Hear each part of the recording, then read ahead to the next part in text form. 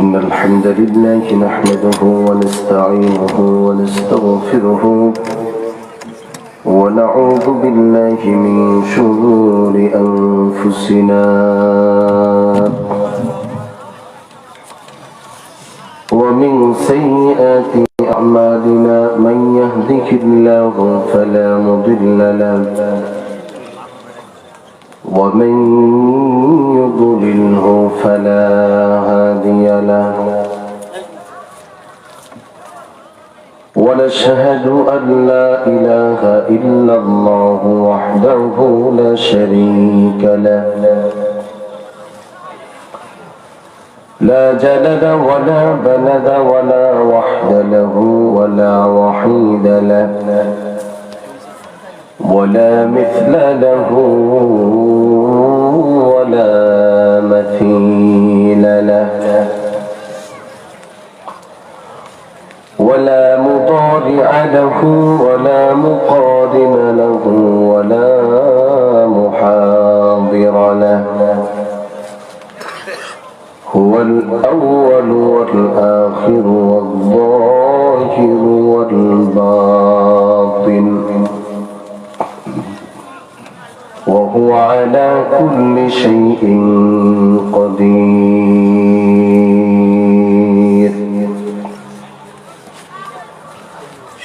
ونشهد أن سيدنا وسندنا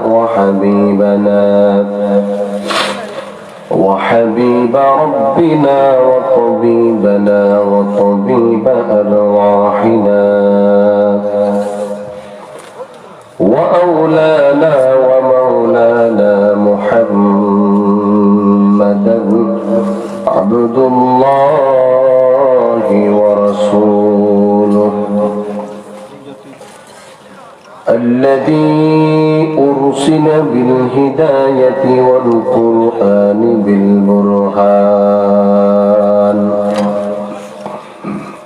وبشيرا ونذيرا بالإحسان وجمالا وكمالا بالبيان أما بعد فقد قال الله تعالى في كلامه المجيد وفرقانه الحميد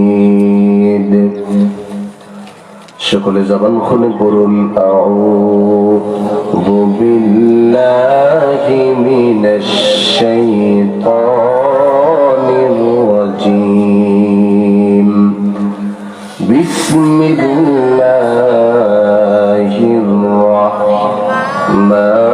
الرحمن الرحيم إذا جاءك المنافقون قالوا نشهد إنك لرسول الله والله يعلم إنك لرسوله والله يشهد إن المنافقين لكاذبون صدق الله العظيم وصدق رسوله النبي الكريم ونحن على ذلك من الشاهدين والشاكرين والحمد لله رب العالمين وقال تعالى إن الله وملائكته يصلون على النبي يا أيها الذين آمنوا صلوا عليه وسلموا تسليما اللهم صل على مولانا محمد وعلى آل سيدنا ما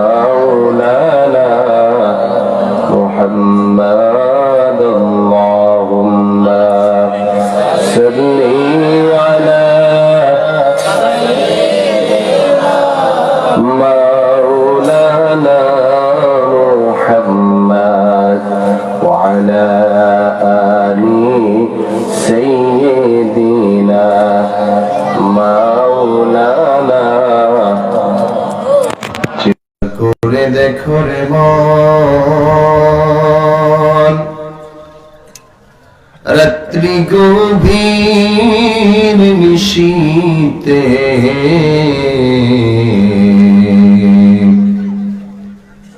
মরণকালীর সাথী নাই রে, কে যাবে তোর সঙ্গেতে। আল্লাহুম্মা সাল্লি আলা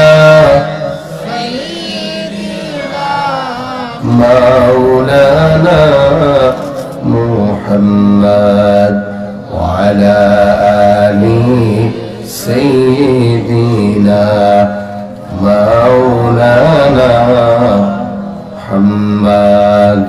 লা ইলাহা লা ইলাহা ইল্লাল্লাহ, লা ইলাহা হাসবি রব্বি জাল্লাল্লাহ, মা ফি কলবি গায়রুল্লাহ, হাসবি রব্বি মা ফি কলবি গায়রুল্লাহ। নূর মুহাম্মদ সাল্লাল্লাহু লা ইলাহা লা ইলাহা ইল্লাল্লাহ, লা ইলাহা লা ইলাহা ইল্লাল্লাহ মুহাম্মাদুর রাসূলুল্লাহ সাল্লাল্লাহু আলাইহি ওয়াসাল্লাম। আলহামদুলিল্লাহ, ঐতিহ্যবাহী দক্ষিণ বাউলবাগ এলাকাবাসী ও যুব সংঘের উদ্যোগে আয়োজিত অষ্টম বার্ষিক ইসলামী মহাসম্মেলনের সম্মানিত মুহতারাম সভাপতি, সহসভাপতিবৃন্দ, প্রধান অতিথি, বিশেষ অতিথিবৃন্দ সহ আমন্ত্রিত সকল উলামায়ে কেরাম, এই মুহূর্তে মঞ্চ উপবিষ্ট অত্র এলাকার গণ্যমান্য ব্যক্তিবর্গ সহ সামনে উপবিষ্ট আমার দাড়ি পাকা মুরব্বী বাবারা, কলিজার টুকরা যুবক বন্ধুরা, ছোট্ট পোকামরিরা, পর্দার আড়ালের সম্মানিত মা ও বোনেরা, সকলকে জানাচ্ছি এই গভীর রজনীতে অন্তরের অন্তরস্থল থেকে আন্তরিক মোবারকবাদ। আলোচনার শুরুতেই দোয়া এবং ক্ষমা চেয়ে নিচ্ছি। অত্যন্ত অসুস্থতা সহকারেও কোরআন ও হাদিসের কথা বলার জন্য বসেছি। আল্লাহ তাআলা যেন আমাদেরকে কিছু কথা বলার তৌফিক দেয়, বলুন আমিন। আর ক্ষমা চাচ্ছি এজন্য, হায়াতের মালিক আল্লাহ, যদি হায়াত শেষ হয় তাহলে যেন ঈমানের সাথে চলে যাই, আর যদি হায়াত থাকে তাহলে আল্লাহ তাআলা যেন সুস্থতার সাথে হায়াতকে আরো বাড়িয়ে দেয়, বলুন আমিন।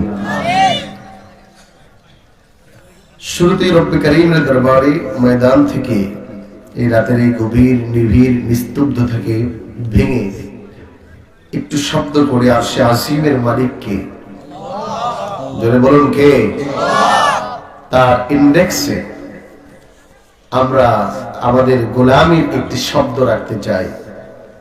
আমরা যে তার গোলাম এর একটি প্রমাণ রাখতে চাই। এজন্য সকলেই দিল মন উজাড় করে সমস্বরে আওয়াজ করে পড়ুন আলহামদুলিল্লাহ। সম্মানিত হাজিরিন, প্রশংসা, ইবাদত, উপাসনা একমাত্র কার জন্য? আরো জোরে বলুন, কার জন্য? কোন ব্যক্তির গোলামি করা যাবে না, কোন মূর্তির গোলামি করা যাবে না, কোন দলের গোলামি করা যাবে না, কোন গাছের গোলামি করা যাবে না। গোলামি হবে কার? আরো জোরে বলুন, কার? আল্লাহ তাআলা বলছেন, লাকাদ খালাকনাল ইনসানা ফি আহসানি তাকওয়িম। আমি মানুষকে চমকপ্রদভাবে, লেটেস্ট ভার্সন, মানে এর চেয়ে সুন্দর পৃথিবীতে আর কোন মাখলুকাত আল্লাহ তাআলা তৈরি করবেন না, এবং এটাই শেষ। এত সুন্দর করে, এত চমৎকার করে মানুষকে আমি তৈরি করেছি ইল্লা লিয়াবুদুন, শুধুমাত্র কেবলমাত্র একমাত্র আমি রবের গোলামি করার জন্য। বলুন সুবহানাল্লাহ। যার কারণে আল্লাহ রাব্বুল আলামিন যুগ যুগ ধরে নবী রাসূল প্রেরণ করেছেন। কোরআন প্রমাণ করছে, ওয়ালাকাদ বা'আথনা ফী কুল্লি উম্মাতির রাসূলান আন ইবুদুল্লাহা ওয়াজতানিবুত তাগুত। আমার ভাইরা, আমার বন্ধুরা, রব্বুল আলামিন পৃথিবীর মানুষকে জানায়, শুনো, আদম থেকে মুহাম্মাদুর রাসূলুল্লাহ পর্যন্ত প্রত্যেকটি জাতির কাছে, প্রত্যেকটি গোত্রের কাছে আমি রবের পক্ষ থেকে নবী পাঠিয়েছিলাম। ফি কুল্লি উম্মাতির রাসূলান আন ইবুদুল্লাহ। সব নবী রাসূলের একটি মাত্র দাওয়াত ছিল, একটি মাত্র মিশন ছিল, একটি মাত্র আবেদন ছিল, এই পৃথিবীর সব মানুষগুলো যেন আল্লাহ রাব্বুল আলামিনের গোলামি করে। বলুন সুবহানাল্লাহ। আন ইবুদুল্লাহ, তারা যেন এটাই শুধু দাওয়াত দিয়েছে, মানুষগুলো যেন শুধুমাত্র কেবলমাত্র একমাত্র আল্লাহ তাআলার ইবাদত করে। এজন্য সুখেও ইবাদত হবে কার? জোরে বলুন কার? দুঃখেও ইবাদত হবে কার? আমি সুস্থতায় ইবাদত করব কার? অসুস্থতায় ইবাদত করব কার? আমার বিপদে ডাকবো কাকে? আমার আপদেও ডাকবো কাকে? আমার মুসিবতে ডাকবো কাকে? একমাত্র আল্লাহকে। যার কারণে যখন ৭১ টিভিতে বসে শাহরিয়ার কবির মুরগি সূরা, আগে মুরগির ব্যবসায়ী করত, এই যখন বলে দেয়ার ইজ নো গড, প্রভু এবং গড নামে কোনো কিছু নাই, আমরা আসছি আর যাব, আমাদের কোনো হিসাব নিকাশ নাই, তখন আমরা যারা আছি আমাদের কলিজায় আঘাত লাগে। কথা বলেন ঠিক কিনা? বাংলাদেশের প্রধানমন্ত্রী থেকে শুরু করে ৯২-৯৫% মানুষ হলো মুসলমান। এদেশের সংখ্যাগরিষ্ঠ ৩০০ আসন যদি হয় তাহলে ২৮০টা আসনেই মুসলিম এমপি মন্ত্রী থাকে। কথা বলেন ঠিক কিনা? এদেশের পরতে পরতে সূর্যের আলো স্নিগ্ধতা দেয় আযানের ধ্বনির মাধ্যমে, সূর্য ডুবে যায় একমাত্র আযানের ধ্বনির মাধ্যমে। পৃথিবীর প্রত্যেকটি অঞ্চল, মরু অঞ্চলে যেই রবের গোলামি হয়, বাংলার জমিনে বসে নাস্তিক্যবাদী এই চিন্তা চেতনা যারা ঘটাতে চায়, এরা আসলে বাংলার ভালো কিছু চায় না। এরা মানুষের মাঝে সম্প্রীতি আর ভালোবাসার একটি সুন্দর রাষ্ট্র চায় না। তাদের ইচ্ছা হলো এই দেশটাকে রোহিঙ্গার মতো মায়ানমার করা। কথা বলেন ঠিক কিনা? এদেরকে এলান দেওয়া দরকার, সাবধানতা অবলম্বন করা দরকার যে এদেশের মানুষ দীর্ঘ ৯ মাস যুদ্ধ করে এই দেশকে পাকিস্তান থেকে জয় করেছে। কথা বলেন ঠিক কিনা? এটা আমাদের অর্জন। প্রয়োজন যদি হয় স্বাধীনতা অর্জনের জন্য যেমন ৯ মাস রক্ত দিয়েছে মুসলমান, প্রয়োজন হলে দিন রক্ষার্থে ৯ মাস না ৯ বছর রক্ত দিতে রাজি আছে। কথা বলো ঠিক কিনা?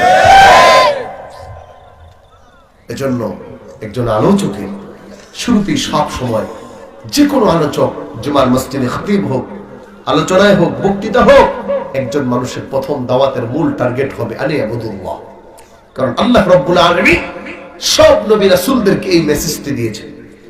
আবার ভাইরা, আমার বন্ধুরা, খেয়াল করুন,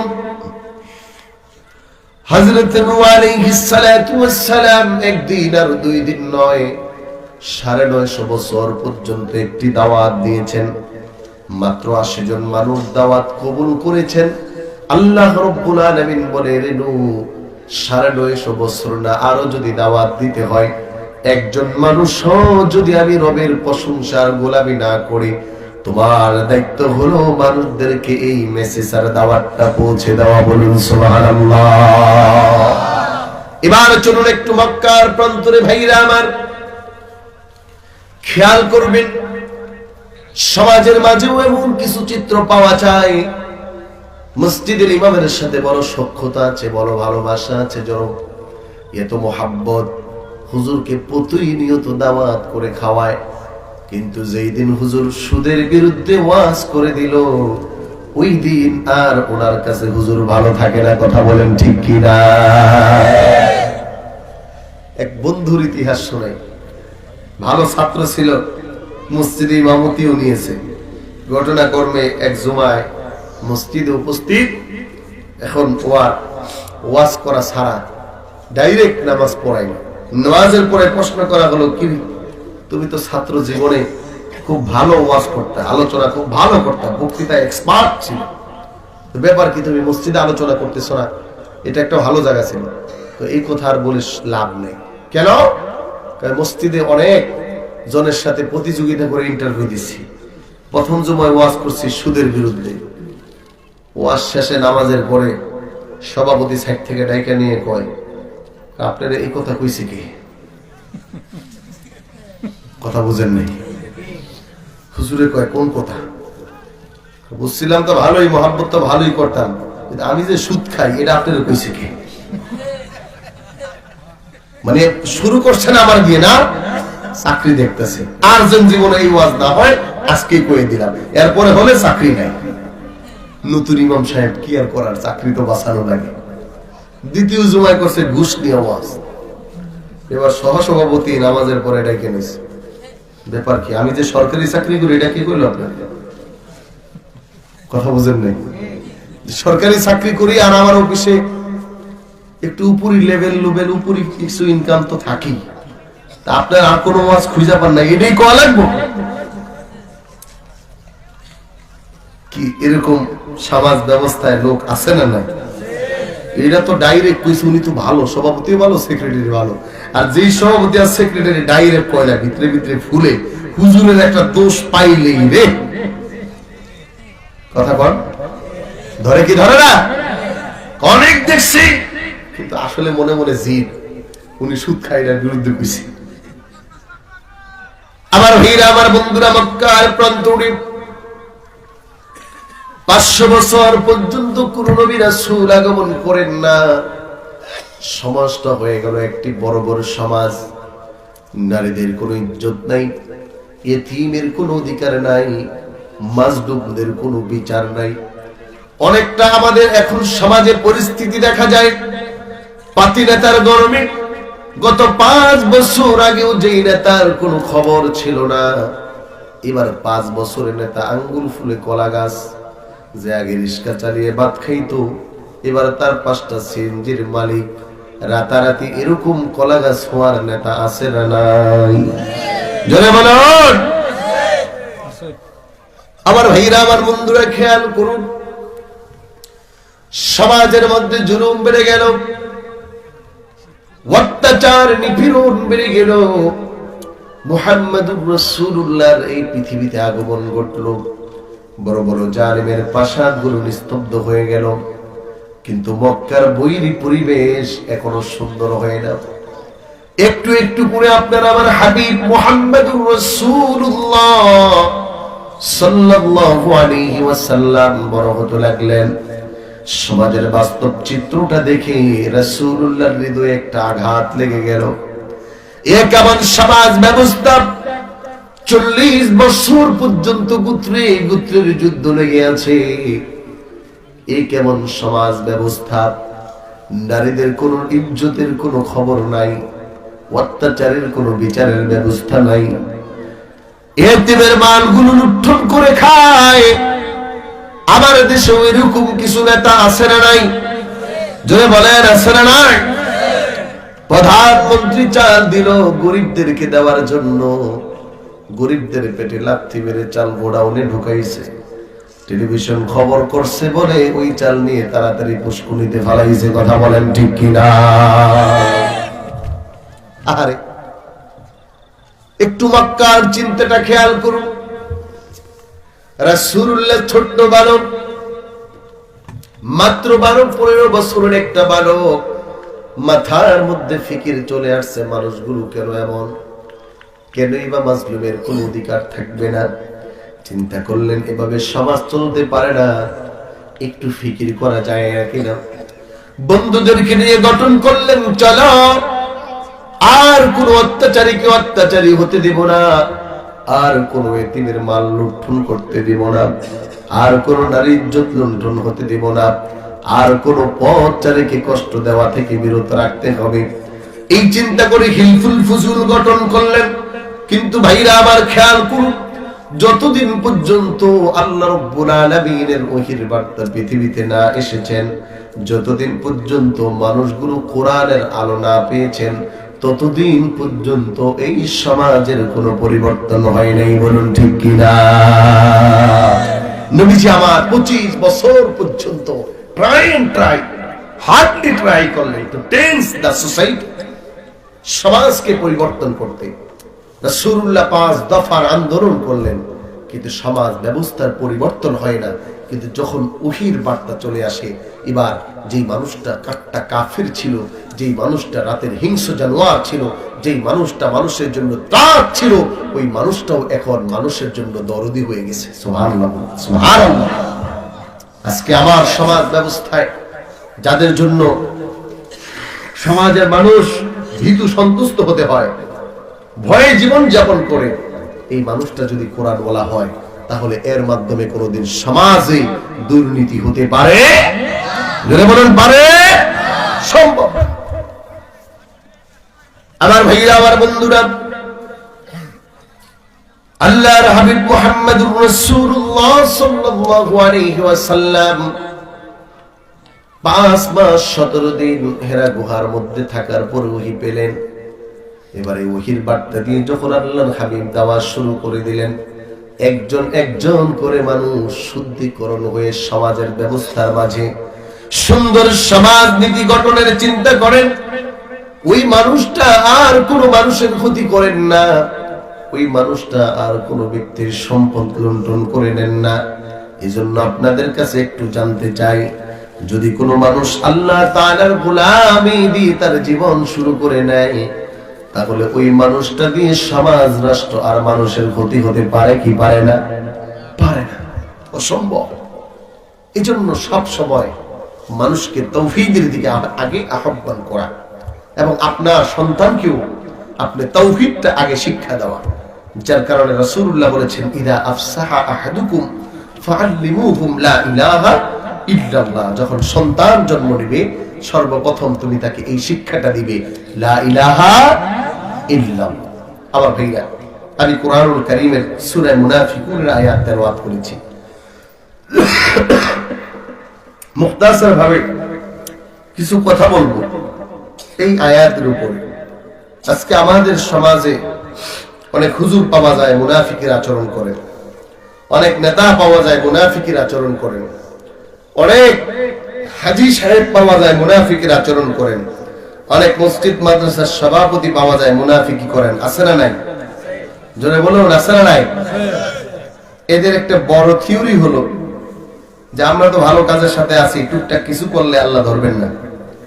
যে থিওরিতে মোটামুটি যারা মুনাফিক ছিল মক্কার, তারা বিশ্বাস করত। যেমন কোরআনের সূরা বাকারায় আল্লাহ বললেন, ওয়াইদা লাকুল্লাযীনা আমানু ক্বালু আমান্না ওয়াইদা খালাউ ইলা শায়াতিনহিম ক্বালু ইন্না মাআকুম ইন্নামা নাহনু মুস্তাহজিউন। এই মানুষগুলো মনে রাখতো যে যখন মুহাম্মদ সাল্লাল্লাহু আলাইহি ওয়াসাল্লামের কাছে যায়, তখন তো তাকে রাজি খুশি রাখতেছি, সমস্যা কি? বাহিরে আয়েশা সাল্লাল্লাহু তার বিরোধিতা করতেছি, এটা তো মুহাম্মদও জানে না, আর কেউ জানেন না, এটা আমি কারবার করতেছি, আমার এতে আর কি সমস্যাই হতে পারে। কিন্তু আল্লাহ রাব্বুল আলামিন বললেন, যারা এই লেভেলের মানুষ হয়, তাদের অন্তরটাকে আমি নষ্ট করে দেই, তাদের অন্তরটাকে আমি মেরে ফেলি। এই অন্তর দিয়ে আর ভালো কাজ কাম্য করা যায় না। আমার ভাইরা, আমার বন্ধুরা, এই জন্য আল্লাহর হাবিব মুহাম্মদুর রাসূলুল্লাহ সাল্লাল্লাহু আলাইহি ওয়াসাল্লামের কাছে আল্লাহ তাআলা ওহী পাঠালেন।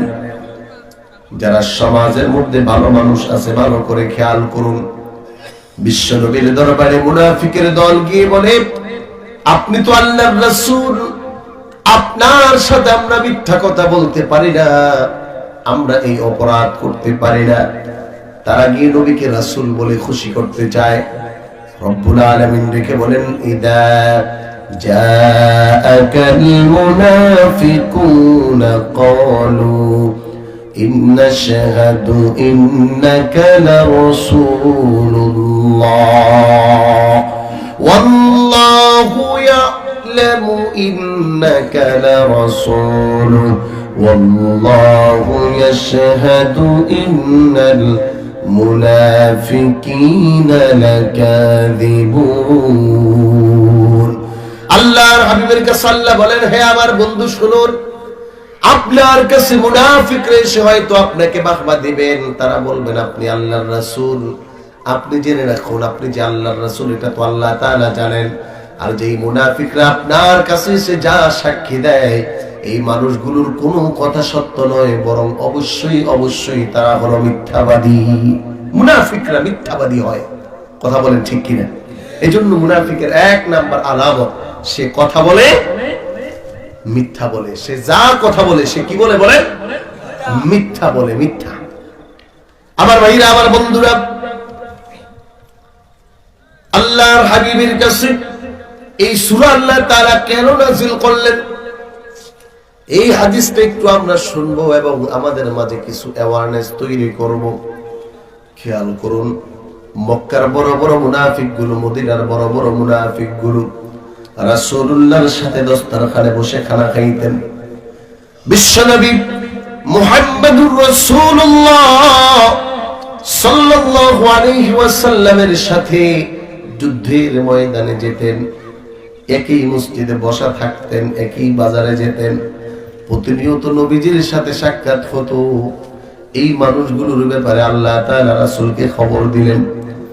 বুখারীর বর্ণনায় আসছে, বিশ্বনবী মুহাম্মদুর রাসূলুল্লাহ সাল্লাল্লাহু আলাইহি ওয়াসাল্লাম তাবুকের যুদ্ধের ঘটনা, যুদ্ধ দেখে ফেরার পরে প্রতিমধ্যে রাসূলুল্লাহ রাত্রি যাপনের জন্য বিশ্রাম নিলেন। কিন্তু সাহাবায়ে কেরামের রসদপত্র শেষ হওয়ার কারণে একজন আনসার আর আরেকজন মুহাজিরের মধ্যে একটু কথা কাটাকাটি হলো। ইভেন কি দুইজন সমাপ্ত না হয়ে আনসার বাহিনী চলে গেল আনসারদের কাছে, আরো কয়েকজন আনসারকে তার দলে যুক্ত করলো। আবার মুহাজির চলে গেল মুহাজিরদের কাছে, আরো কয়েকজন মুহাজির তৈরি করলো। দল ভারী করা। দেখবেন এলাকার যুবকরা যখন একজনের সাথে আরেকজনের লাগে, এই এলাকার যুবক লাগালাগি হলে ওর এলাকার 20-50 জন নিয়ে উত্তর পাড়ার যুবকের উপরে হামলা করতে যায়। আমার উত্তর পাড়ার যুবক 20-50 জন নিয়ে দক্ষিণ পাড়ার যুবকরে হামলা করে, কথা বলেন ঠিক কিনা? অনেকটা শয়তানের প্ররোচনায় পড়ে আনসার এবং মুহাজিরদের মধ্যে এরকম চিন্তা চলে আসছে, দল গঠন হয়ে গেছে। রাসূলুল্লাহর কানে খবর চলে গেল, নবীজি আমার আনসার এবং মুহাজিরদেরকে ডাকালেন। দুই গ্রুপের মধ্যে রাসূলুল্লাহ সমঝোতা করে দিলেন। কিন্তু আব্দুল্লাহ ইবনে উবাই ইবনে সুলুল সবচেয়ে বড় মুনাফিক, নামে দিছে মুসলমান, কামে করে 2 নাম্বারি। আমাদের দেশেও এরকম মুনাফিক আছে না নাই? জোরে বলেন, আছে না নাই? আপনারা দেখছেন গণস্বাস্থ্য বিভাগের চেয়ারম্যান ডক্টর জাফরুল্লাহ, নামে দিছে মুসলমান, কথায় কয় কোরআনের এই আয়াত সে মানে না, আছে না নাই? মুনাফিক, কোনদিন প্রকাশ করে না। এজন্য ডক্টর এনায়েতুল্লাহ আব্বাসী হুজুরের যে লাইফ হয়েছিল, ওটার মধ্যে দেখবেন হুজুর সাইজ মতো ধরছে, কথা বলেন ঠিক কিনা? এরকম আরো আছে না নাই? পোল্ট্রিবাজ রনি, গোলাম মাওলা রনি, যুবকরা তো চিনার কথা। এটার ভিতরে যে নাস্তিকবাদী চিন্তা আছে, এটা এতদিন মানুষ বুঝে নাই, কিন্তু গত কিছুদিন আগে বুঝছে। এভাবে করে আমাদের দেশেও অনেক বড় বড় রাঘব বোয়াল, উপরে টাইটেল লাগাইছে মুসলমান, কিন্তু ভিতরে মুনাফিকি আচরণ রেখে এখনো ইসলাম সমাজ মুসলমানদের ক্ষতি করতেছে কিনা? করতেছে। আপনার কাছে খবর নাই, আমাদের কাছে আছে। নয়তো নিজের ঘরে যদি ইঁদুর থাকে তাহলে তো বাহিরের ইঁদুর ঢুকবেই, কারণ আমার ইঁদুর আরেক ইঁদুরকে আনতে সহযোগিতা করে। আবার ভাইরা, এই মুনাফিকদের থেকে আল্লাহ তাআলা মুমিনদেরকে সব সময় হেফাজত করতে চেয়েছেন এবং দূরে থাকতে বলেছেন। এদের মতো ক্ষতিকারক মেডিসিন দিন ধর্মের জন্য আর সেকেন্ডটা হতে পারে না। আমার ভাইরা, আমার বন্ধুরা, আব্দুল্লাহ ইবনে উবাই ইবনে সুলুল এত বড় মুনাফিক, একদিনের একটা হাদিস এক বাক্যে শুনুন। তার সন্তান ছিল আব্দুল্লাহ, বাবা রাসূলের দুশমন মুনাফিক, আর সন্তান হলো রাসূলের জন্য জীবন দেয়। বিশ্বনবী একদিন গ্লাসে করে পানি খাচ্ছিলেন। হযরত আব্দুল্লাহ রাদিয়াল্লাহু তাআলা আনহু রাসূলুল্লাহকে আবেদন করলেন, ইয়া রাসূলুল্লাহ, ইয়া হাবিবাল্লাহ, একটা কথা ছিল। নবীজি ডেকে বলে, আব্দুল্লাহ কি কথা বলতে পারো? আব্দুল্লাহ বলে, ইয়া রাসূলুল্লাহ, আপনার গ্লাসের পানিটুকু আপনি আর খাবেন না। নবীজি ডাক দেয়, কেন রে আব্দুল্লাহ, এতটুকু পানি দিয়ে তুমি কি করবে? আল্লাহর হাবিবের সাহাবী হযরত আব্দুল্লাহ রাদিয়াল্লাহু তাআলা আনহু বলে, ইয়া রাসূলুল্লাহ, ইয়া হাবিবাল্লাহ, আমার মনে বড় বাসনা হয় যদি আপনার মুখের অবশিষ্ট পানিগুলো আমার বাবা খায়, আমার মনে হয় আমার বাবা ভালো হতে পারে। সুবহানাল্লাহ। এজন্য ভালো আলেম দেখলে একটু পানি পরা নেবেন। আলেম যেই গ্লাসটায় পানি খেয়েছে থাকলে পানিটা নেক নিয়তে খাবেন। আল্লাহ ওয়ালা কেউ যদি আসে তার থেকে একটু উচ্ছিষ্ট খাইতে যাবেন। দলিল দিয়ে গেলাম। অনেকে আবার অনেক ফতুয়া দিবেন, ওই কোনো ফতুয়া লাভ নাই। হাদিসের উপরে কোনো দলিল আছে না। আমার ভাইরা, আমার বন্ধুরা খেয়াল করুন। আব্দুল্লাহ বলেন, ইয়া রাসূলুল্লাহ, পানিটা আপনি দিন। আমার বড় ইচ্ছা আমার বাবা যেন ভালো হয়। এই জন্য সমাজে অনেক ছেলে আছে নামাজি। আমার মসজিদে প্রায় প্রায় একটা ছেলে যায়, হাতটা দিয়ে চোখের পানি ছেড়ে বলে, হুজুর আপনার কাছে দোয়া চাই, আপনি একটু আমার বাবা মার জন্য দোয়া করেন। আমি বলি, কেন রে, কি হয়েছে? হুজুর, আমি নামাজ পড়ি কিন্তু আমার বাবা নামাজ পড়ে না। আমি কোরআন পড়তে পারি, আমার মা বাবা কোরআন পড়তে পারে না। আমার দিলে বড় তামান্না আমার বাবা মা যেন নামাজি হয়। আমাদের এই সমাজেও এরকম ভালো যুবক আছে না নাই? আছে, কিন্তু এরকম একটাও পাওয়া যাবে না সন্তান বিড়ি খায় বাবারে বিড়ি খাইতে থাকে, সন্তান গাঁজা খায় বাবা যেন গাঁজা খায় এরকম চায়, সন্তান ডাকাতি করে বাবাও ডাকাত হোক এরকম কোন সন্তান চায় নাকি? না, বরং কি চায়? বাবা ডাকাত হলেও সন্তানটা যেন ভালো হয়, বাবা চোর হলেও সন্তানটা যেন ভালো হয়, বাবা নিশাখোর হলেও সন্তানটা যেন কোনো নিশাখোরের সাথে না চলে, এটা চায় কি চায় না? এজন্য বাবা যেমন সন্তানের জন্য চাবে, একজন সন্তানেরও দায়িত্ব হলো এই হাদিসের মাধ্যমে বোঝা যায় যে বাবার খারাপ গুণগুলো ভালো করার জন্য সন্তান ফিকির করা। আব্দুল্লাহ বলে, ইয়া রাসূলুল্লাহ, ইয়া হাবিবাল্লাহ, আপনার খাওয়া পানিটা যদি আপনি দেন, আমার মন বলে হয়তো আল্লাহ রাব্বুল আলামিন আমার বাবাকে ভালো করবেন। নবী আবার জবানের পানিটা দিয়ে দিলেন। না আব্দুল্লাহ, এই হাদিসটা এই জন্য বলতেছি, আব্দুল্লাহ ইবনে উবাই ইবনে সুলুল তথা আব্দুল্লাহর বাবা কত বড় খারাপ ছিল শুনুন। এবার সন্তান রাসূলের জবানের পানি নিয়ে বাবার কাছে, বাবা নাও। বাবা ডাক দিয়ে বলে, আব্দুল্লাহ কোথায় থেকে এনেছো এতটুকু পানি? আব্দুল্লাহ বলে, রাসূলুল্লাহর জবানের পানি। কেন রে? কই তুমি যদি খাও আমার আশা হয় তো তুমি ভালো হইবা। কিন্তু ঠেরা মার্কা বাবা তো মুনাফিক, দূর, এই পানি খাওয়ার চেয়ে আমার প্রস্রাব খাওয়া ভালো। নাউজুবিল্লাহ। তার মানে এতটুকু কথা দিয়ে বুঝুন সে রাসূলুল্লাহর কতটা বিদ্বেষী ছিলেন। বিশ্বনবী মুহাম্মদুর রাসূলুল্লাহ সাল্লাল্লাহু আলাইহি ওয়াসাল্লামের এতটা বিদ্বেষী মানুষ, কত বড় মুনাফিক, নবীর সাথে যুদ্ধে গেছে। ওই যুদ্ধের মধ্যে দুই সাহাবী, দুইটা দল হয়ে গেল, রাসূলুল্লাহ থামিয়ে দিলেন। কিন্তু আব্দুল্লাহ ইবনে উবাই ইবনে সুলুল দেখতে ভালো কিন্তু জাউরা, আছে না নাই? দেখেন না অনেক যুবক খুব চুপচাপ, মেনা মাছ, মেনা মাছ চিনেন? এটাকে কি মাছ বলে? হ্যাঁ, বেদা মাছ। কিদাবা মাতুন না কেন? কি আপনি কথা কইতেন না নাকি? কইন না কেন? আমি তো অসুস্থ মানুষ, আমার তো কইতে কষ্ট হইতেছে, আপনার কোথাও এত কষ্ট হইতেছে না? একটু জিকির করেন, লা ইলাহা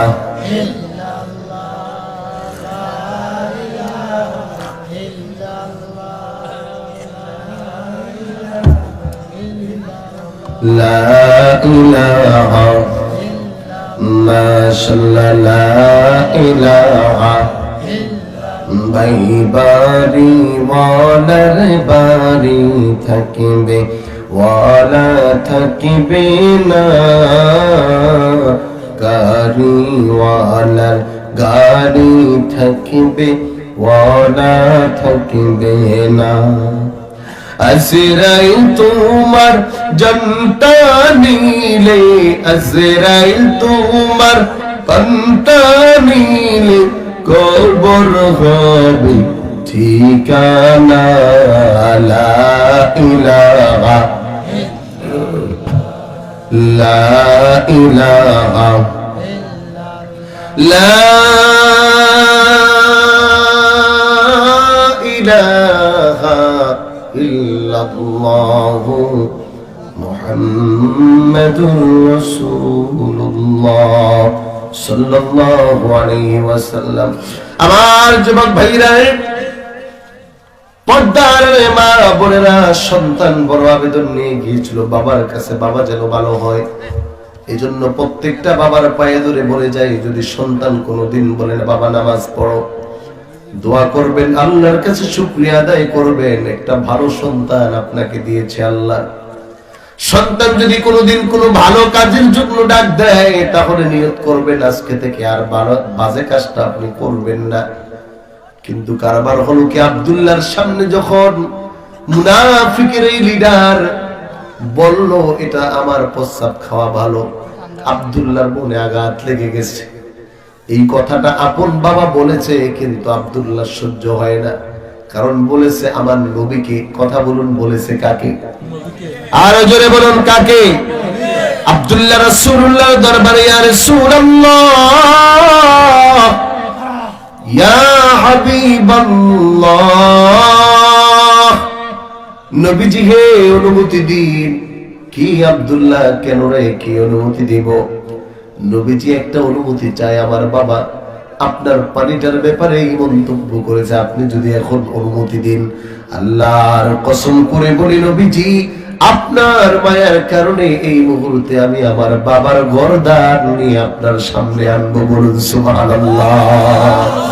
আজকে তোমরা যারা আমার রাসূলকে বলো আর আমরা তাকবীর দিলে তোমাদের ভালো লাগে না, আমার বাবাকে বললে যদি আমি মারতে যাই, তাহলে আমার রাসূলকে বললে আমি ছাড়তে রাজি না, আমার মাকে বকা দিলে যদি আমার হৃদয়ে কষ্ট লাগে, আমার রাসূলকে বকা দিলে আমার কষ্ট ডাবল লাগার কথা।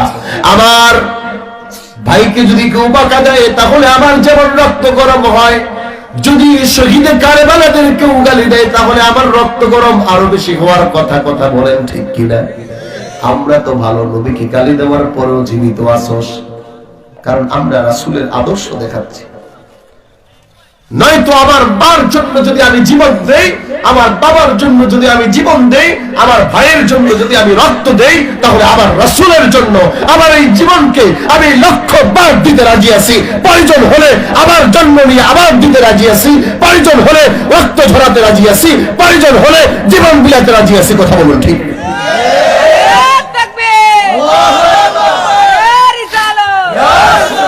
আমার ভাইরা, আমার বন্ধুরা, আব্দুল্লাহ বলেন, নবীজি আপনি অনুমতি দিন, আমি একটু গর্দানটা বাবারে নিয়ে আসি। কিন্তু আল্লাহর হাবিব বলে, না এ আব্দুল্লাহ, আমি এই পৃথিবীতে আগমন করেছি বাবা এবং সন্তানের গর্দান নেওয়ার জন্য নয়, বরং ওয়ামা আরসালনাকা ইল্লা রাহমাতাল লিল আলামিন। আল্লাহু আকবার। নবীজি বলেন, আমার জন্ম, আমার আগমন, এটা তো মানুষের জন্য হিদায়াত, রাহমাত। আমার ভাইরা, আমার বন্ধুরা, কত বড় মুনাফিক বুঝাতে গিয়ে হাদিসটা বললাম। এবার মূল হাদিসটায় আসুন। আল্লাহ তাআলা কেন সূরা মুনাফিক নাযিল করেছেন? এই মুনাফিক যে পিছনে নবীকে এই কথা বলে, এই মুনাফিক রাসূলের সাথে তাবুকের যুদ্ধে অংশগ্রহণ করেছে। নবীজি 2 সাহাবীদের মধ্য থেকে সমঝোতা করে বিদায় করে দিলেন। কিন্তু এই শয়তানের তো মনে মনে শয়তানি চইলা গেছে যে আনসার সাহাবী তার কাছে, তার তাবুতে গিয়ে ডাক দেয়, এই তুমি তো আনসার মানুষ, মক্কার অধিবাসী, তুমি তো ঢাকায় কুট্টির মতো, খেয়াল করবেন, সমাজে যাদের একটু পাওয়ার আছে, যদি একটু কম পাওয়ারের মানুষের সাথে কোনো একটা জায়গায় সমঝোতা হয়, তারপরে সাইড থেকে একজনে বলে, চাচা আপনার তো পাওয়ারের অভাব নাই, পোলা বিদেশ আছে, টাকার অভাব নাই, আপনি ওরে ছাড়বেন কেন, আমরাও তো আছি।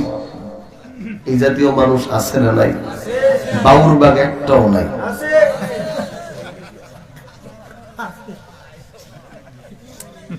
আমার ভাইরা, আমার বন্ধুরা, অত্যন্ত কষ্ট সহকারেও শুধু কথাগুলো বলছি। ঢাকা থেকে আসতে বড় কষ্ট হয়েছে। একটু ভালো করে যদি বুঝেন, এই হাদিসটার পরে একটা চমৎকার কথা আছে। ভাইরা আমার, যে মানুষরা মনে করতেছেন আমি যা ইচ্ছা তাই করতেছি, পৃথিবীর কেউ বুঝে না, একটা প্রশ্ন আপনাদের কাছে, যদি কোনো মানুষ আল্লাহর হাবিবের রানের উপরে শুতে পারে, যদি কোনো মানুষের গায়ে আল্লাহর হাবিবের জামা লেগে যায়, তাহলে এই মানুষটা কম দামি না বেশি দামি? আরো জোরে বলুন, বেশি দামি কিনা? আহা, কত দামি, কত দামি! আল্লাহু আকবার, সীমানা ছাড়া। মা খাদিজা আবেদন করেছে, প্লিজ ইয়া রাসূলুল্লাহ, ইয়া হাবিবাল্লাহ, আপনার কাছে আমার রিকোয়েস্ট আছে। কি খাদিজা, তুমি কাঁদছো কেন? নবীজি, আমাকে কেউ মারে নাই, আমি কষ্টও পাই নাই, কিন্তু কাঁদছি আমার কবরের একাকিত্বের কথা স্মরণ করে। নবীজি, তখন তো আপনি থাকবেন না। খাদিজা আবেদন করলেন, ইয়া রাসূলুল্লাহ, আপনার কাছে আপনার ঘরে আসার পরে কোনোদিন কিছু চাই নাই, আজকে চেয়ে যাচ্ছি আমার কবরে আমাকে রাখার আগে আপনি শুবেন, তাহলে আমার আকীদা, আমার বিশ্বাস, ওই কবরে জাহান্নামের আযাব জ্বলতে পারবে। এটা চাওয়া ছিল। কিন্তু ভাইরা আমার, হাদিসটা বড় মজার, শুনুন। এবার ওই আনসার সাহাবীর ঘরের তাবির মধ্যে দিয়ে আব্দুল্লাহ ইবনে উবাই ইবনে সুলুল, মুনাফিকের লিডার, দেখতে তো বড় বড় বিশ্বাস, গিয়ে বলতেছে, তুমি তো মক্কার অধিবাসী, তুমি কেন মুহাজিরদেরকে ছাড় দিবা? ওরা তো ভাইসা এসে, আমরা তো লোকাল, ঢাকায় বাসায়, আমরা তো ঢাকায় কুট্টি। কুকুর যেমন ওর এলাকার বড়াই দেখায়, বংশের আর পাওয়ারের বড়াই দেখায়, ঠিক কুকুর মার্কা যারা আছে তারা, কথা বলে ঠিক কিনা? রাগ করতেছে, মনে করা হয়ে যাচ্ছে, কইতাম নি? দেখবেন এক এলাকার কুকুর আরেক এলাকার কুকুর দেখলে ও আর সহ্য করতে পারে না, যত করে ইচ্ছা তাড়াতাড়ি ধাওয়ায়। আমার ভাইরা, আমার বন্ধুরা, আনসার সাহাবীর মনের মধ্যে মুনাফিক তো, আনসার সাহাবীর মনের মধ্যে, আরে তোমার পিছনে তো আমরাও আছি, তুমি একা নাকি? কে রে মুহাজিরদেরকে ছাড় দিব? যা এলো এবার মদিনায় দেখাই দিব। আনসার সাহাবীকে কথা তো একেবারে মিথ্যা না, আমি তো মদিনার অধিবাসী, আমরা কত সহযোগিতা করলাম ওদেরকে, আর ওরা এখন এটা আমাদের সাথে করতেছে। এটা বইলা এবার নিজে তাবুতে আসছে। আমার ভাইরা, আমার বন্ধুরা, আব্দুল্লাহ ইবনে উবাই ইবনে সুলুল নিজের তাবুতে গিয়ে নিজের দলে কতগুলো মুনাফিক ছিল তাদেরকে ডাকছেন। দেখবেন বাংলায় একটা কথা বলেন আপনারা, চোরে চোরে হানি, এক চোরে বিয়ে করে আরেক চোরের কথা বলেন, চোরে চোরে আলী, এক চোরে বিয়ে করে আরেক চোরে। দেখবেন শয়তান মার্কা যেগুলো আছে এগুলো সব একজোট। দেখবেন ওরা নির্দিষ্ট এক দোকানে চা খাইবো, ওই জায়গাতে লড়বো না, চায়ের কোনায়, ওই কোনায় যাই দুই তিন জনে খাইবো আর ফুটুর ফুটুর আলাপ করবো যে কোন নামে কার কি বদনাম পাওয়া যায়, আছে না নাই? আমার ভাইরা, আমার বন্ধুরা, আব্দুল্লাহ ডাকছে, আমার কারা কারা আসো চাই আইসে, সব ঢুকছে, কয়েক শুনছো কিরে? কারে মক্কা থেকে আমগো মদিনা আইসা, আমগো বাড়ি করে দখল করে এখন আইসা নাকি আমগো যারা মদিনা এক উপরে তারা ক্ষমতা দেখাইতে চায়, এইবার যায় ওই মদিনায় একটারও রাখবো না, সব করে বিদায় করে দিব। এই জবান খুলে বলবেন, এই যে এই কথা বলছে, এই মক্কা থেকে মদিনায় রাসূলুল্লাহ আসেনি, এর মধ্যে আছে, ডিগলা করতেছে, সবাই পায়তারা করতেছে, এবার মদিনা যাইয়া সবগুলারে বিদায় করে দিন, যারা মক্কা থেকে আসছে করে মাইনাস করে দিন। এদিক দিয়ে নবীজির একজন ছোট্ট সাহাবী ছিলেন, নাম হাদিসের ভাষায় আসছে আব্দুল্লাহ ইবনে সাইদ। মাত্র 8 বছর বয়স, কেউ বলেন আরো কম। ও যুদ্ধে গেছে পানি পুনি আগিয়ে দেওয়ার জন্য, অস্ত্র মস্ত্র আগিয়ে দেওয়ার জন্য। সুবহানাল্লাহ বলেন। এই জায়েদ আসিল ওই মুনাফিকের তাবুর লগে। এখন ভিতরে যা ডিসিশন হয়েছে আর গবেষণা হয়েছে, এই সবকিছু শুনে গেছে। শুনে তাড়াতাড়ি আইসা হযরত ওমরের কাছে বলছে। এই খবর যাইতে যাইতে রাসূলুল্লাহর কাছে চলে গেছে। দীর্ঘ হাদিস। নবীজি সাল্লাল্লাহু আলাইহি ওয়াসাল্লাম এই মুনাফিকি সর্দার ওরে ডাকাইছে। একজন লিডার তো, তুমি কি এই কথা বলেছো? ডাইরেক্ট কইতাছে, আল্লাহর কসম এই কথা আমি খুব আপনার লোক আমি যুদ্ধে আইছি। দেখবেন যেগুলো শয়তান, ও শুরুতেই এমন একটা ভাব ধরছে, ও যে চুরি করছে এটা বুঝারই কোনো উপায় নেই। কথা বলা ঠিক কিনা? এজন্য দেখবেন যখন বক্তৃতার মঞ্চে দাঁড়ায়, চোরের মার বড় গলা, বাংলার জমিনে যারা প্রধানমন্ত্রীর দেওয়া উপহার চুরি করে খাও, আর সাধারণ মুসলিম তাওহীদি জনতার উপরে আঙ্গুল তুলতে চাও, তোমরাই বড় চোর। কথা বলেন ঠিক কিনা? আমরা চুরি করার সময় আছে? গরিব মানুষ আর হুজুর মানুষ মসজিদে আল্লাহু আকবার আল্লাহু আকবার কইতে কইতেই তো শেষ, আর গরিব মানুষ খেতে কাম করতে করতেই শেষ। কথা বলেন। নাইলে এত টন চাউল কি আত্মাও আছে নাকি? আত্মাতে প্রশ্ন নিতে গেছে কি কোন আপনার তেলের লগে মনে আত্মাও আছে নাকি? তেলের ডিব্বা 4 আত্মাও আছে, তাহলে ওটা খাটের নিচে গেল কেন? আহারে, বিদেশের তেল নাকি সমুদ্রের নিচে হয়, আর আমার দেশের তেলের ফ্যাক্টরি খাটের নিচে হয়। আহারে জাতি। আবার এই নেতাই যখন কথা বলে বঙ্গবন্ধুর পক্ষে, সব শেষ করে দেয়, কিন্তু বঙ্গবন্ধু কি তোর মতো চোরা ছিল? কথা বলেন, চোরা ছিল? তুই তো চোর। কয়েকদিন আগে কুষ্টিয়ার এসপি ঘুষ খাইতে খাইতে পেট বাইরে গেছে, গলা বড় হয়ে গেছে। আমগো টাকা দিয়ে চলোস, আমাদের টাকায়, জনগণের টাকায় তোদের পরিবার চলে। কথা বলেন ঠিক কি? চাকর চাকরের মতো আচরণ করবি, না হলে মাথার উৎখাত করে দেব। কথা বলেন ঠিক কিনা? সংবেদনশীল হওয়া দরকার। অনেক দুঃখ ভিতরে এই চোরগুলা বসে বসে চুরি করে, আর যত মুসিবত আমগো উপরে আসে, যত বিপদ আমাদের উপরে আসে। সরকারও কি করবে? এগুলো এত শয়তানের শয়তান। ইন্ডিয়া বন্ধ করলো, ইন্ডিয়া খোলে। সেখানে দুইটা থামায়, উনি আর খাবার কি করবে? শুধু এই দলে না, ব্যাগ দলই তো আছে। আর এগুলো দেখলে দেখবেন ঈদের জামাতে সবার আগে একদম পিসা হইয়া যায়, বৈশাখ থেকে মনে হওয়ার মতো ফেরেশতা আল্লাহ দুনিয়া একটাও না। এই যে আব্দুল্লাহ ইবনে উবাই ইবনে সুলুল, কায়দা কত সুন্দর আইটেম। আরে নবীজি ডাকছে, এই আব্দুল্লাহ ইবনে উবাই ইবনে সুলুল, আপনি তো লিডার মানুষ। নবীজি বলতেছে, আপনি তো লিডার মানুষ, শুনলাম একটা কথা, বাচ্চা মানুষ হয়তো ভুলও বলতে পারে, আপনি কি এরকম কথা বলেছেন যে মদিনায় গেলে আমাদেরকে বের করে দিবেন? আল্লাহর কসম কইলে আল্লাহু আকবার। কোরআন যে কি মধুর ভাই, এটা পড়লে খালি মজাই লাগে। দেখেন রাসূলুল্লাহ সাল্লাল্লাহু আলাইহি ওয়াসাল্লাম চিন্তা করলেন, একজন লিডার মানুষ মিথ্যা বলতে পারে না, হয়তো যুবকটা ভুল শুনেছে। জায়েদকে ডেকে বললেন, জায়েদ সত্যি শুনেছো নাকি? জায়েদ বলে, ইয়া রাসূলুল্লাহ, ইয়া হাবিবাল্লাহ, আপনার জন্য আমার বাবা মা কুরবান, নবীজি মিথ্যা বলি নাই, আমি নিজে শুনেছি। নবীজি একবার না 3 বার প্রশ্ন করে, জায়েদ মনে হয় তুমি মনে হয় ভুল করতেছো। নবীজি ঘুরাইতেছে, কয় না ইয়া রাসূলুল্লাহ, ইয়া হাবিবাল্লাহ, আমি শুনেছি। জায়েদকে 3 বার বলার পরে রাসূলুল্লাহ একটু কষ্ট পাইলেন, আর এদিক দিয়া শয়তানে কয়, আল্লাহর কসম কই নাই। এদিক দিয়ে আমাদের শেখ হাসিনা মাননীয় প্রধানমন্ত্রী কেসির সম্রাটকে ধরে, আর ওদিক দিয়া জামালপুরের ছাত্রলীগের সভাপতি মসজিদ করতে দেয় না, বাধা দিয়া রাখছে। আছে না নাই? খবর পান না? প্রতিদিন খবর আসছে, কে রে বেটা তুই কি ফকির? তো তুই রাস্তায় না, মসজিদের টাকা আটকে রেখে লাভাস। সমাজের রন্ধে রন্ধে সব ঢুকে যাচ্ছে। এগুলো বড় একটা বেধি ভাই, বেধি।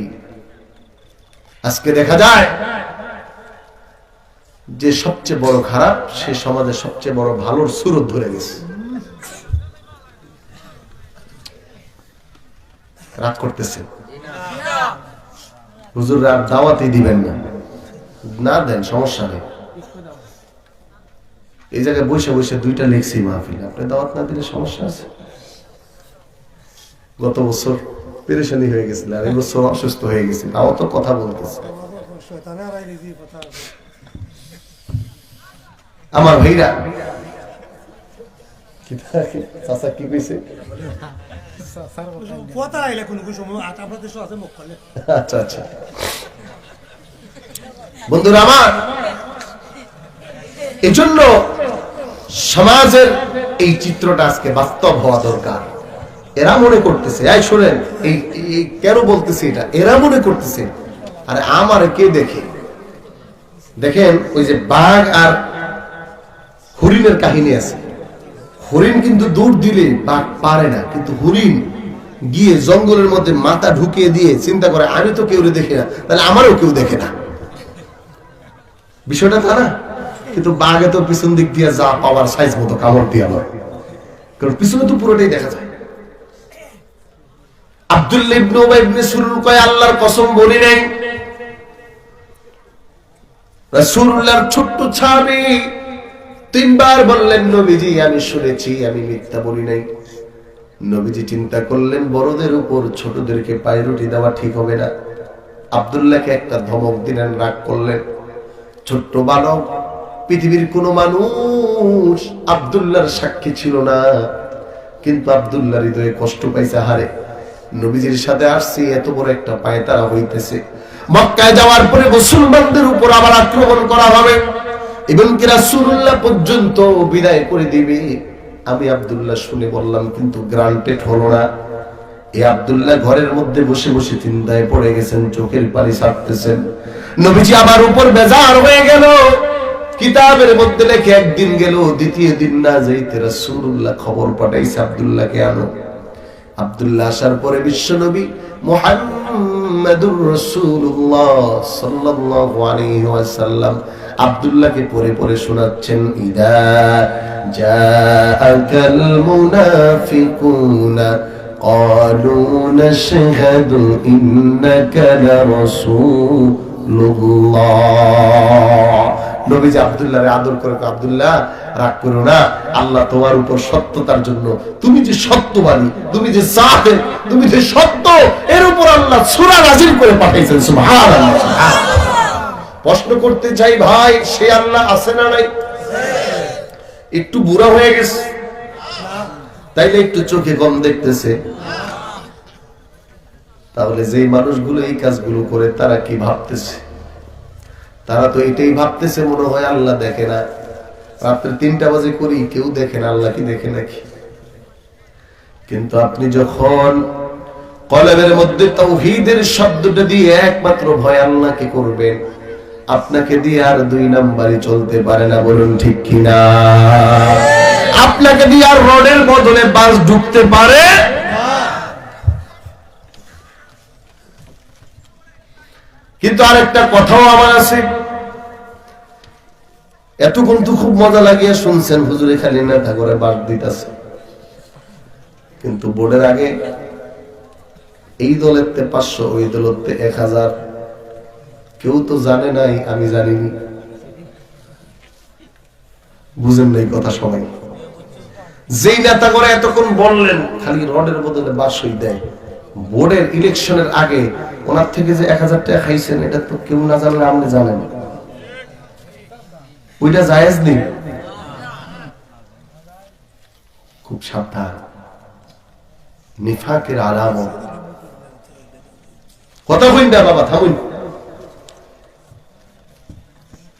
নিফাকি আচরণ এটা বড় খারাপ জিনিস।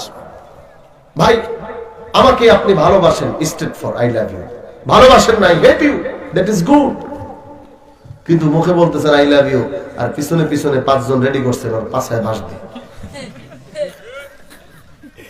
কিতা এই জাতীয় মানুষ এই এলাকায় একখানো নাই? কিতা চাচা আরো জোরে কয় আছে আছে।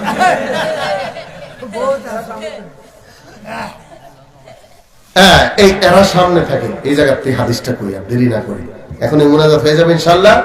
আল্লাহু আকবার। আমার যে অবস্থা, আমি তো বাস্তি আছি না। ঠিকই আছে।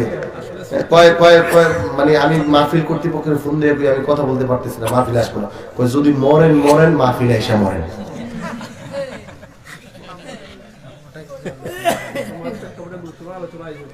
আমার ভাইরা, আমার বন্ধুরা, খেয়াল করুন, এই জাতীয় মানুষগুলো সামনে সামনে থাকে, মনে করে আমাদেরকে কেউ দেখে না। আমরা তো পার পেয়ে যাবো। হুজুর দোয়া করে খতিব সাহেবের পকেটে 500। খতিব সাহেবকে, আল্লাহ আপনার এই বান্দারে জান্নাত দেন, আল্লাহ কোনো সোজা করুন।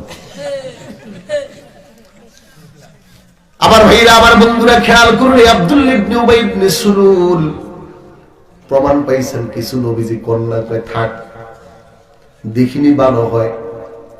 কিন্তু কাহিনীটা কি ঘটলো, যখন এই শয়তানটা মারা গেল, ছেলে আব্দুল্লাহ মনে তো আগে থেকেই রাগ, খালি বাবা দীক্ষা মারতেছে না, ওই যে ওই কথা শুনেই রাগ মারতেছে না।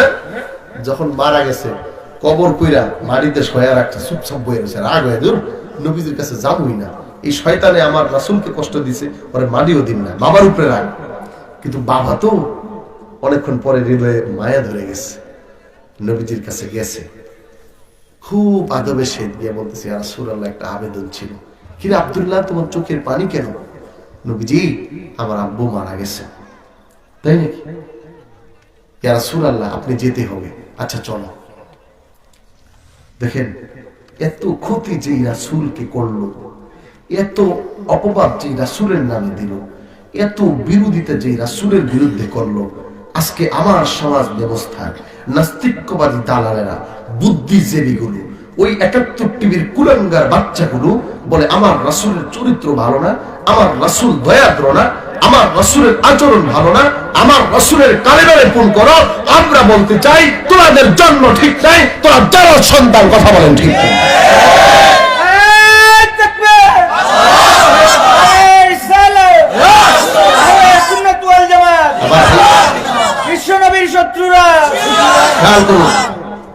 যে রাসূলকে এতটা আঘাত দিল, ওই রাসূলকে যখন এসে বলল, নবীজি বাবা মারা গেছে, আপনি চলেন, নবীজি বলতেছে চলো। কিন্তু নবীজির বডিগার্ড ওমর জামা ধরছে, এমনি ডাইরেক্ট বুখারী বর্ণনা আছে, পিছন দিক থেকে এমন জামা ধরছে, কই যান আপনি? নবীরে কইতেছে, কই যান, যাইতে পারবেন না। ছাড়ো ওমর। কয় আপনি কি আল্লাহ তাআলার কথা শুনেন নাই? শুনছি। কি বলছে? মানে ওমর এমন একটা ভাব লইছে যে ওই ওমরের কাছে আসতেছে। আবার ওমরও তো ছিলেন, লাউকানা পাতি নাবিজ্ঞান লাকানা ওমর, 22টি কথা ওমর যেমনে বলছে, মানে রাসূলের মতের বিরোধিতা ছিল ওগুলো। বিরোধিতা বলতে কি, যে নবী বলছেন এটা, ওমর কয় না, এটা হইলে মনে ভালো হয়, এটা হইলে ভালো হয়, এরকম 22টি মতের উপর, ওমরের মতের উপর আল্লাহ কোরআনের আয়াত নাযিল করে দিয়েছে। সুবহানাল্লাহ, সুবহানাল্লাহ। ওই ওমর দশে তো জামা, নবীজিকে কি হয়েছে আপনি শুনেন নাই? ইস্তাগফির লাহুম আও লা তাস্তাগফির লাহুম ইন তাস্তাগফির লাহুম 70 মাররাতান ফালান ইয়াগফিরাল্লাহু লাহুম। গরম পানি আনেন, এটা ঠান্ডা হয়ে গেছে। নবীজি বলতেছেন, হ্যাঁ শুনছি তো।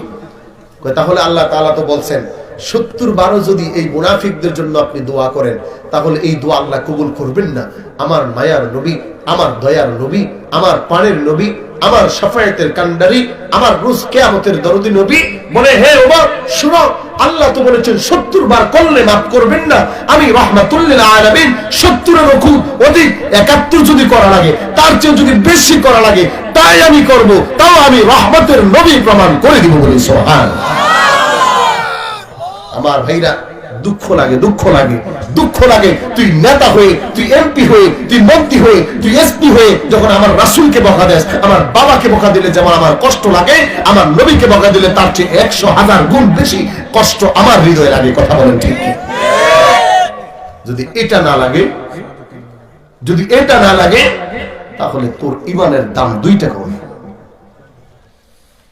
এজন্য দেখবেন আমি প্রায় বলি, অনেক যুবকরা ভাই খুব পারদর্শী, শিক্ষিত নেন, আমরা একদম মগা মূর্খ, কিছু শিক্ষা দীক্ষা নাই, তো এজন্য আমরা এখানে স্লোগান দিই। আমি তো প্রায় আলোচনায় বলি, কি শিখছো রে ভাই তুমি? তোমার সার্টিফিকেটটা কত দামি, এর চেয়ে দামি দামি সার্টিফিকেট তো আছে। ইউনিভার্সিটি ফার্স্ট ক্লাস ফার্স্ট তুই আসস, গোড়ার ডিমো নাই বেটা। কয় পৃষ্ঠা লেখছস পরীক্ষা? 120 পৃষ্ঠা জীবনে লিখে দেখছেন আরবি? তুই তো আরবি কর্পুট কি বান লাগে তাই লাগাইতে পারবে না। বলবেন হুজুর আরবি খেলে, আর না ইংরেজি কদ্দুর পারস আয় দিন। কিন্তু এগুলো না, পড়াশোনা করে যা বুঝছি, আরে আমার রাসূলের ব্যাপারে বললে কষ্ট তো লাগবে। ফ্রান্সের বিরুদ্ধে স্লোগান হলো, অনেক শিক্ষিত যুবককে দূর হুজুর কোনো কাম নাই, খালি স্লোগান দেয়। আচ্ছা একটা প্রশ্ন আপনার কাছে, বাবা রাগ করতেছেন? কালকে আমার ঠান্ডা বেশি লাগবে, আবু বকর ভাই কালকে ডাক্তারের কাছে জামিত নিছি না, টাকা যা আছে সব আপনার জরিপানা লাগবে, কারণ ঠান্ডা ঢুকতেছে খুব মারাত্মক ভাবে।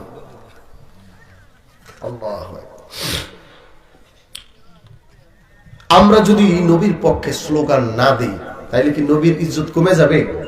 যুবকরা বলো, কমে যাবে? আচ্ছা যদি স্লোগান দেই তাইলে কি বাইরে যাবে? তার মানে আমার স্লোগান দেওয়া না দেওয়া কিছুই না। আচ্ছা তাইলে দিব কেন?